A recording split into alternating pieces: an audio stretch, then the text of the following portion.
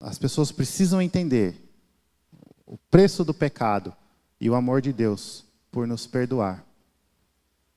E precisam ser desafiadas a viver para Cristo. Então esses são os princípios que devem estar presentes em todo esforço religioso. Anunciar as boas novas é comunicar essas coisas.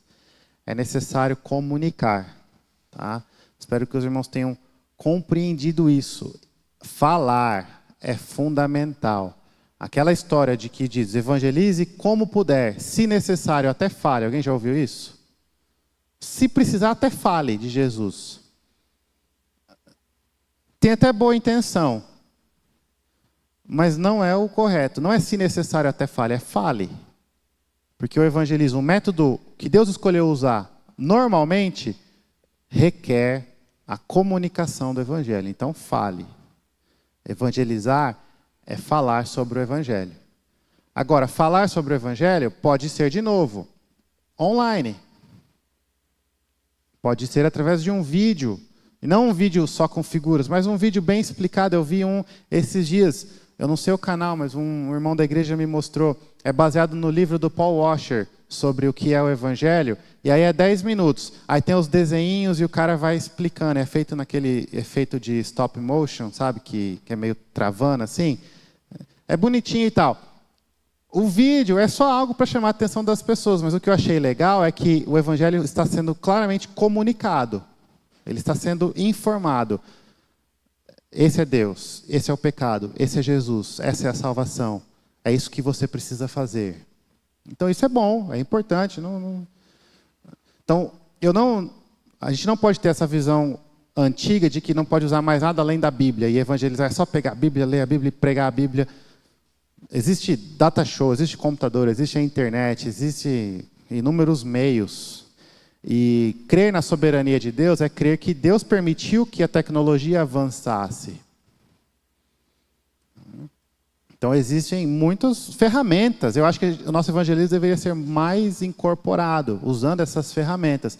Só que não pode fugir dos princípios da comunicação do evangelho. O Silas quer falar alguma coisa? Pastor, tem uma pergunta aqui da aluna Rita Aparecida. Ela está assistindo lá de Govelândia.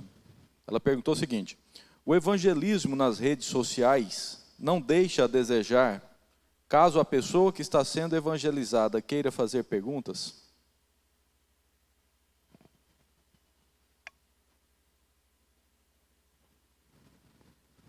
Não.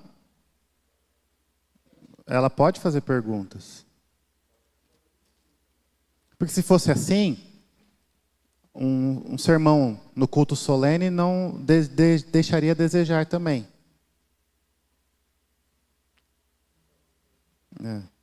Não é o momento de fazer pergunta. Mas aí como que a gente resolve esse problema? A gente tenta, né? Creio que os pastores tentam estudar o suficiente e conseguir elaborar sermões que não vão deixar perguntas sem respostas. Então talvez se o momento ali online de evangelismo não é um momento que permite essa interação, foque em ser o mais claro possível para evitar gerar perguntas, falar da forma mais limpa possível. Mas eu acho que não, porque a pessoa você pode deixar até aberto.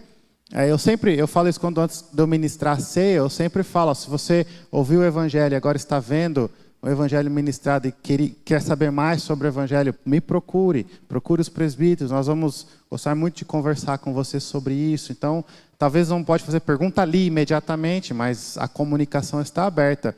Eu pego essa pergunta da irmã e eu acrescento, às vezes, o nosso foco deveria ser exatamente gerar essa dúvida para a pessoa querer saber mais. Porque a gente não vai ter tempo, às vezes, de expor tudo que eu falei aqui. De novo, eu falei a teoria, onde tudo é bonitinho, está todo mundo ouvindo.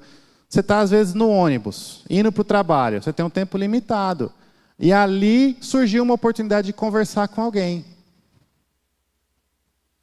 E ali você vai ter a chance de falar algumas coisas para ela. É uma oportunidade evangelística. Você não vai ter tempo, talvez, de expor todo o evangelho. Mas por que não tentar gerar uma duvidazinha ali na cabeça dela para depois ela te procurar? Por que não estabelecer um relacionamento inicial para ter mais oportunidades e mais tempo depois. Tinha um professor de missões e evangelismo que ele falava isso toda a aula. Deus não está com pressa para salvar almas perdidas. E ele falava isso para chocar mesmo. Como assim?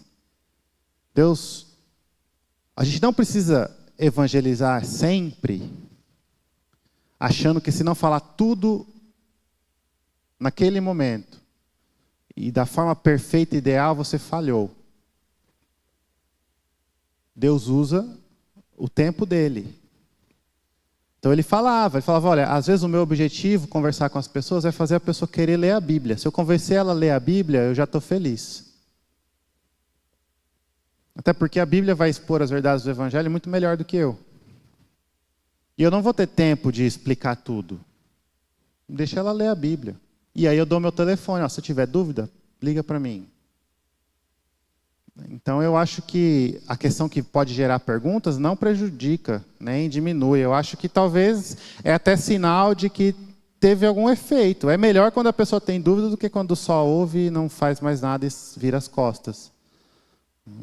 Então a gente deve buscar responder as perguntas. Então, veja só, eu dei alguns exemplos e eu citei outros, tá? Aqueles textos que eu citei, todos vão mostrar que na Bíblia, os momentos evangelísticos contêm esses princípios. A verdade do Evangelho é comunicada, tá? Então, veja só, esses métodos completamente emocionais, sensacionalistas, não são os melhores. Não estou duvidando de que tem gente que é convertida assim, mas a gente tem que examinar os frutos desses momentos. Então tem muita gente que fala assim, de avivamento. Está acontecendo um avivamento em tal lugar. O ano passado teve um nos Estados Unidos, não sei se os irmãos ficaram sabendo. Né? Eu prefiro falar que o que aconteceu ali foi um momento muito bom de um culto que durou semanas. Se foi avivamento ou não, daqui a uns 10 anos a gente vai saber. Por quê? Porque o avivamento produz frutos, a conversão produz frutos. Então ali foi um ambiente onde muitas pessoas, não estou falando que todos, tá? Nem estou falando que não tinha crente, nem conversão, não é isso. Mas que provavelmente, pelo menos alguns, estavam ali surfando na onda do momento. E na emoção. De novo, não estou criticando, nem falando que foi uma falsa e que... Não, glória a Deus. Deus foi cultuado de forma ininterrupta por muitos dias. Muito bom mesmo. Agora, se é avivamento ou não, isso aí a gente vai saber depois, pelos frutos que o Evangelho produz. Mas a mensagem evangelística, ela tem os elementos do Evangelho sendo comunicados. Tá? Então é necessário um entendimento dessas verdades. Métodos de evangelização relâmpago. Uma frase que vai evangelizar 1 minuto, o Evangelho em 1 minuto. Precisa ser um expositor muito hábil para conseguir expor o Evangelho em 1 minuto de forma adequada e suficiente. Evangelho explosivo, esse tipo de coisa assim. De novo, pode dar frutos? Pode. E talvez alguém até consiga. Mas os irmãos viram que eu gosto de falar bastante, né? Eu não consigo. Mas o que você deve se perguntar, então? As verdades do Evangelho estão sendo comunicadas? Tá? A gente tem que pensar nisso. Evangelizar, segundo o padrão bíblico, é muito mais difícil e custa muito mais do que a gente imagina. Tá? Tudo isso deve ser moldado pelo sentimento correto. Então não é só também entender os princípios da mensagem e falar de forma clara, sem nos lembrarmos, a gente volta para ontem, o grande mandamento de amar o próximo. Amar o próximo. Por isso que eu volto a dizer, é muito mais difícil ser um evangelista, segundo os padrões bíblicos, do que a gente pensa. Não exige apenas habilidade para ler a situação e a vida de cada um. Exige, olha só, capacidade de entender a filosofia das pessoas, exige capacidade de entender as necessidades das pessoas, exige capacidade para entender qual é o ponto de contato mais eficaz. Como assim o ponto de contato? Alguma coisa vai ter alguma semelhança, alguma coisa vai ser uma ponte, vai servir de ponte entre você e essa pessoa, para você falar do evangelho para ela. Cada situação pode ser uma coisa diferente. Mas existe, até por exemplo, com um ateu, você vai evangelizar um ateu, a sua estratégia deve ser diferente. Você vai evangelizar um católico, deve ser outra. Um espírita, deve ser outra. Um morador de rua, deve ser outra. Mas sempre existe um ponto de contato. Agora, o difícil é descobrir qual é esse ponto de contato. O ateu, talvez o ponto de contato seja a idolatria dele mesmo. Porque para o ateu ele é o Deus da vida dele. E aí você vai conseguir pontes para mostrar e conseguir levar ele para o ponto certo. Outras religiões, sempre vai existir um ponto de contato. O livro aqui, ele dá vários exemplos, tá? Sobre esse ponto de contato, vai dar alguns princípios, vai ajudar, vai complementar essa parte. Mas precisa do quê? De sabedoria. Você precisa conseguir ler as coisas e as pessoas. Mas não precisa só disso. Precisa de amor pelo próximo. Amor pelo próximo. Gastar tempo, conhecer as pessoas, ouvir. Ouvir é muito difícil, os irmãos sabem. Ouvir as pessoas que a gente nem conhece, então. Ouvir e se importar com o que elas estão falando, aí é quase impossível. Mas é necessário fazer isso. Às vezes, você vai ter tempo só para ouvir e amar essa pessoa, servindo ela desse jeito.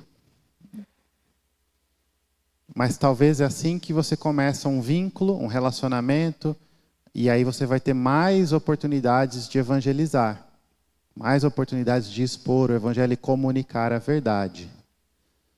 Então, precisa de sabedoria até para conseguir perceber esses momentos. A gente erra nos dois lados, por não ver as oportunidades de evangelismo ou por achar que tudo é oportunidade de evangelismo. Nem sempre. Então, um exemplo aconteceu esses tempos, isso chama muito a minha atenção.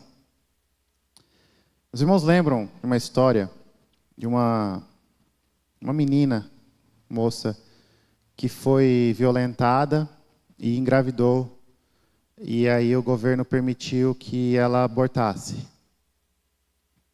E aí, se os irmãos lembram dessa história, na época, muitos grupos religiosos aproveitaram e foram lá na frente para protestar contra o aborto. Talvez algumas das pessoas até achavam, eu estou aqui para evangelizar, vou confrontar o pecado e condenar e falar de Jesus. Mas será que a missão da igreja naquele momento era prioritariamente condenar e expor o evangelho? Ou amar aquela família? E se entristecer pela maldade do homem?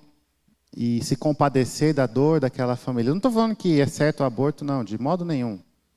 Mas será que aquele era o melhor momento para entrar numa discussão moral e teológica? Ou era o momento de estender a mão e dar um abraço e chorar junto? Para depois, então...